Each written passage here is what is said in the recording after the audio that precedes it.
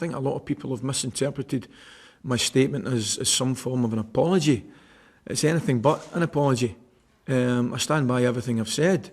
In fact, I was delighted to see Mr Drysdale come out and disagree with my comments. I've got nothing but the utmost respect for him now, because I know who the gentleman is, you know, and I still disagree with, you know, the panel and his part in the panel, their decision. Of course, I totally disagree with it, but I fully appreciate the fact that I know who the gentleman is now, and I respect him, and I respect his decision, although I don't agree with it.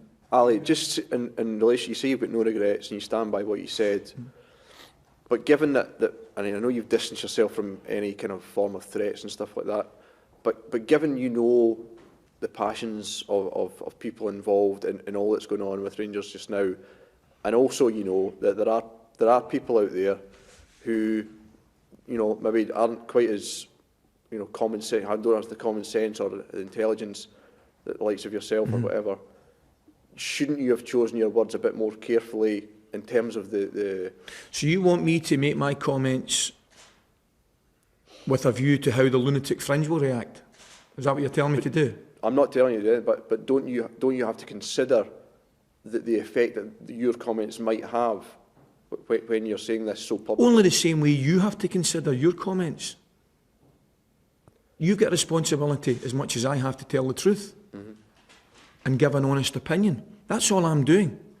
Now, anybody with any sane brain would know that I and you abhor violence and would be dead against it. And this lunatic fringe that hide behind the internet does not interest me in the slightest. I've got absolutely no time for them. I don't go on the internet and read it. Anybody that doesn't put their name to it, I can't look. I'm having a discussion with you. I wouldn't dream of having a discussion with somebody on a computer that I don't know who it is. It's sensible. But why do we have to take them into account? We don't have to take them into account. We don't know who they are, and they hide behind it and have daft names and make comments like school kids to annoy people. I've got no interest in that.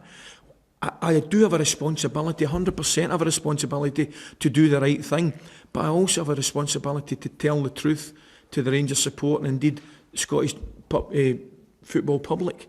They might not agree with my view. You know, this week would tell you a lot of them don't agree with my views, but I have to give you them. When you were demanding that these people were named, wasn't it the case that either you could have already known or you could have found out because Rangers as a club had a representative at the hearing and would have known? And isn't it enough then in terms of transparency that the club knows who's making the decisions rather than the wider public or the supporters? Well, why should we just know and not the general public? So you think it's okay for us to know, but not for the general public to know? Why is it not enough that the club, because everybody should know who's taking the decisions? Everybody should know. There should be clarity. There should be total transparency.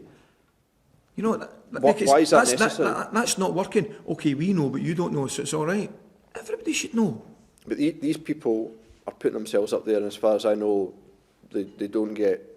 Either they don't get paid for it, or they don't get, you know, they're not paid members of the SFA or anything like that. So, in the circumstance that people are being threatened, isn't it fair enough that they're kept anonymous from the public at large, as long as the people being punished or being sanctioned do know who's handing those things out? Well, no, I disagree. Actually, you're missing the point here. Is that the real problem is the people, the lunatic fringe that are doing the threatening. This is the problem.